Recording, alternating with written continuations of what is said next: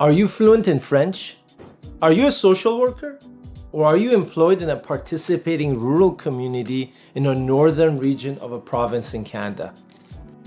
If you said no to all of these questions, you may find this video interesting and eye-opening. Yes, we all love to move our families to Canada, but there are 901,800 PR applications in the IRCC's backlog inventory as of September 28, 2025. This is part of the whole 2.1 million applications in their inventory, which includes temporary residencies, renewals, permanent residencies, citizenships, and so forth. And only 395,000 applications will be processed for PR in 2025, 380,000 in 2026, and 365,000 by 2027. If they don't cut those targets even further while we speak. And keep in mind, this is all applicants and dependents included. So not per main applicant or not per application. So if a family of 6, that'll take 6 off this target. So you're probably doing the math thinking, well, Reza, that comes to approximately 3.5 years based on my calculations. That's wrong. Each program has their own sub-quota per year. And when you break down that total backlog inventory per IRCC program and the targeted processing per year for each of those programs, you'll see that these numbers look way bigger than the original calculations. In addition, these programs haven't stopped intake yet, meaning every year there's more and more people who are applying and coming into this inventory. As well, you didn't calculate the number of people in the skilled immigration pools, such as express entry and provincial nominee programs, who haven't even been invited yet. And they're already inside Canada working and employed and probably have job offers. There are estimates of more than 500,000 applicants in the skilled immigration pool as of September 2025, including express entry, provincial nominee programs, and so forth. This is an estimate and can vary, but the numbers are not small when we're talking about IRCC backlogs and inventory. Are you willing to wait forever? With a lot of uncertainty around the Canadian government's immigration policies, is this the right move? Have you considered a plan B? If not, maybe it's time to do so, and we'll break down the real stats for Canadian immigration for you so you can understand why you would need a plan B. A plan B is like having a car insurance or property insurance. You don't have to use it, but it's there just in case. And the beauty with immigration is that you can switch it around, meaning your plan A was Canada, or maybe still is, but it could now become plan B. In fact, if you switch to a faster processing residency program outside of Canada as your plan A instead, then Canada actually becomes your plan B. Which makes more sense since the processing times are super long for the Canadian immigration system. We call this method the switcheroo. It doesn't hurt, and it is 100% legal to apply for another residency program while you're waiting or have applied for Canadian PR.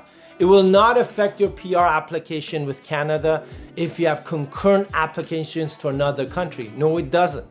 As long as everything is disclosed at the time of processing or submitting updates to the IRCC when they ask you.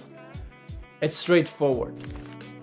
What does a plan B include? Well, programs which can give you and your family residency in less than 3 months, 12 months, or 24 months. This is what would be a real plan B, not waiting for 6, 10, 20, or 30 years. That's not a real plan. Let's look at the Canadian immigration statistic reported so far by the government. Let's look at the skilled immigration program pool to begin with. Alberta, very popular province for immigration, or at least it was, has 65,132 applicants in their pool, not yet invited. And they only had an allocation quota from the federal government for 4,875 for 2025, which they have already invited more applicants than their total federal PR quota this year, meaning there will be a spillover to next year. And their quota is going to be even less next year, like all provinces, and that's a fact.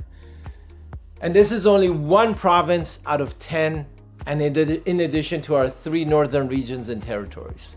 I'm sure you can figure out the rest of the calculations if you check the entire provincial nominee program pools across all the countries, although not all of them post the statistics live like Alberta does. Ontario's provincial nominee program, very popular, most populated, has been allocated 10,750 nominations for PR for 2025, which is half of their allocation from last year. As of their own statistics published, they have already nominated 8,799 PRs from their pool this year in 2025, finishing off the remainder of the allocations within the second half of this year. We've sent a Freedom of Information request to the Ontario government requesting the total number of applicants in the pool. Our estimate is easily over 100,000, but only time will tell if it's a lower number or a higher number. You can tune into our YouTube and social media because we're gonna post that information publicly for you to see. In Nova Scotia's provincial nominee program and Atlantic immigration program quota for 2025, it's 3,150 nominations for PR. The provincial nominee PNP and AIP Atlantic immigration are both combined for the Atlantic provinces in terms of their federal quotas per year. As of August 2025, approximately 1,838 nominations were already issued by Nova Scotia. There are rumors that approximately 9,744 expressions of interest of people with active employment or job offers or eligibility are in Nova Scotia's pool of skilled immigration. If you're in Nova Scotia or even outside and have been offered employment sponsorship through PNP or AIP, you're feeling the pain, I'm sure. Everything is stuck, as you may already know, with Nova Scotia's government prioritizing construction workers, healthcare, and social workers only. That's all their focus right now. And if you're in IT, accounting, hospitality, admin, or any other field, you're gonna be waiting for a very, very, very long time. How many varies was that? As per the federal government's reported statistics, there's a backlog inventory of 87,700 and 42,100 added this year for the PNPs. That's crazy. That's double the number just accepted this year in 2025, but rather sounds more like desperation from the 4 or 5 million temporary residents who are inside Canada with study permits, work permits, and so forth. They're trying to convert to PR. And I would do the same. The AIP is reported by the federal government as having an inventory backlog of 12,100 this year, with 4,100 of them just added into its inventory in 2025. Only 30 to 35% of these numbers of this inventory is planned to be processed this year, as per the Canadian government reports. However, keep in mind that these are applicants who are already received acknowledgement by the Atlantic Immigration Program or already nominated for PR. Otherwise, the rest of the applicants in the pool who have not received anything are not going to be in those numbers that are being processed. Caregivers who are in such high demand and Canadians are in dire need of them are now processing at 108 months. Wow. That's a cool, crisp 9 years. That's not bad, actually. With express entry, there are 250,993 applicants in the pool with active profiles waiting to be invited. But unless you speak French or you have more than 510 points, whether you're in the Canadian experience class or a category-based selection occupation, you don't stand a realistic chance of being invited this year, or maybe next year. The last CEC draw, which is the Canadian experience class of applicants who have gained at least 1 or more years of Canadian work experience inside Canada, was 534 points, which is ridiculous. Canada is turning its back on all its international students who have graduated and supposedly are the new wave of talent our country needs. And of course, they paid hundreds and millions of dollars, or billions have been spent over the last 4, 5, 6 years by international students feeding the colleges and universities. And the government is turning its back. What can you expect? The latest federal skilled trades was 505 points. This means you need a CLB 8 and a PhD, perhaps to be invited as a carpenter, cook, or construction supervisor. Is this a joke? Not really. This is reality, and it's a very polite Canadian way of saying, please go home. Of course, this is rude, but very indirect way of passing on the message. This is not my message, but this is the government's message. Don't shoot the messenger. What about the startup visa program? We already posted a video regarding startup visa backlog, which is 38,600 PR applicants, which includes dependents, not just main applicants, waiting to be processed. The list goes on, and this would become probably a 10-hour video if you had to dissect all the bad news, the statistics, the reports with Canadian immigration. But that's not the purpose of this video. We'll outline the plan B for applicants stuck in the intentionally broken Canadian immigration system today. In the American continent, you can consider these options. The US's EB-5 program. The EB-5 program, which is for investors who make a capital or equity investment of $800,000 US in a designated and approved project in the US, or $400,000 with a 50% financing option, meaning you invest $400,000 and a third-party lender in the US will provide you the 50%. And of course, you can even receive gifts from your family if you don't have all the money. And all you make to the lenders will be interest payments, not principal. There's no language, education, or work experience required. Only source of funds is required for the investment you're making to the US and the regional center fee. The timeline is 2 years for your initial conditional green card to enter the US with your family. I would not recommend any other immigration program for the US at the moment because there's a lot of uncertainty again with family reunification, skilled immigration, NIWs, EB2s, you name it. If you want certainty and you want a clear timeline to enter the US with a green card, that's the program of choice. For your kids, the top universities and education as usual in the US, Stanford, MIT, Berkeley, Princeton, Columbia University, all at their fingertips. Important fact to know is 50% of the top 50 globally ranked universities are actually based in the US. So no matter how much you don't like politics or whatever it is in the US is still in the top destinations for families due to education, business opportunities for entrepreneurs, tech startup entrepreneurs looking to raise money. So you've got to set the politics aside and look at the opportunities for work, education for your children, and your business or perhaps your career, including the salary discrepancy that you would be getting paid in the US versus Europe or Canada. And it's significant.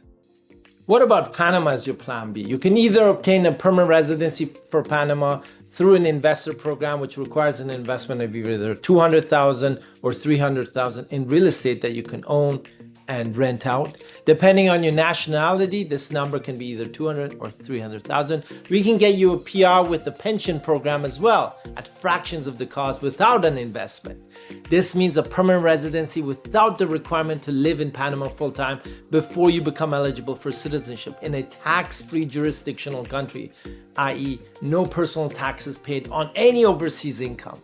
The beauty of the Panama program is that it's the ultimate plan B for everyone. Its healthcare education system is mirroring the American system, and you have options such as King's College and Balboa Academy if you prefer UK or US curriculum secondary school for your children as a pathway for them to come and study in North America, because by then perhaps Canada will have a better immigration system, and it's very close to North America, obviously US, Canada, for travel purposes, which makes it very ideal for applicants looking for that ultimate plan B. What other options are there? Maybe a plan B in Europe for you. You can go with Spain, which offers the passive income or digital nomad visa, since the golden visa is paused and will relaunch maybe next year. With excellent private international schools such as American School of Valencia, British School of Madrid, or the Agora Barcelona International School, and many more, which offer international curriculums, IB curriculum, and British US programs. What else can you offer? I mean, it's Mediterranean lifestyle, very good infrastructure, and centrally located.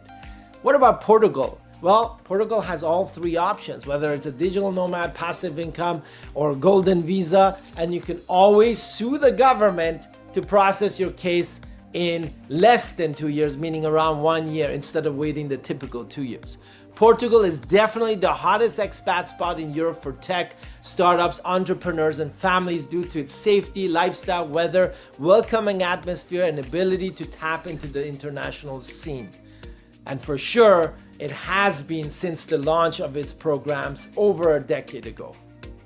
What about Malta in Europe? With 1 month temporary residency processing, another 6 to 8 months for permanent residency in this Schengen full EU member country without the requirement to live there full time. It's one of the fastest EU programs to obtain PR status. And they speak English. Whoa, well, they were a part of the UK until 1964 in terms of being a colony, until they separated and became independent. But that English influence is still there. UK campuses and schools all across the island, which is a full Schengen member, meaning a permanent residency will give you visa-free access to all of the EU, 27 EU countries.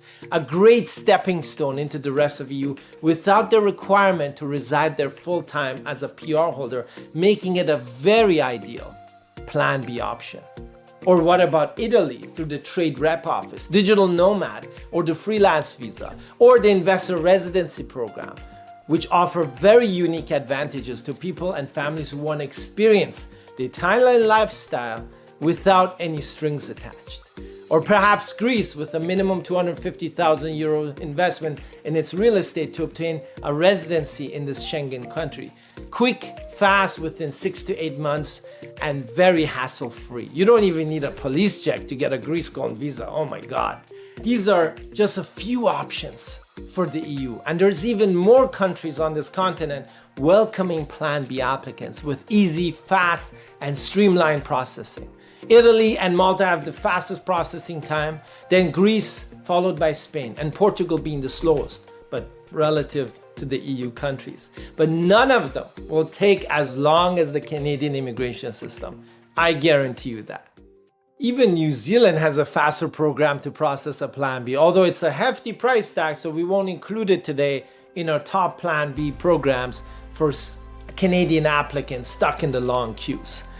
I always recommend a residency in EU or the American continent that may have a path to citizenship, or perhaps an actual country where you could reside in if you choose to, in case Canada kicks you out or never processes you.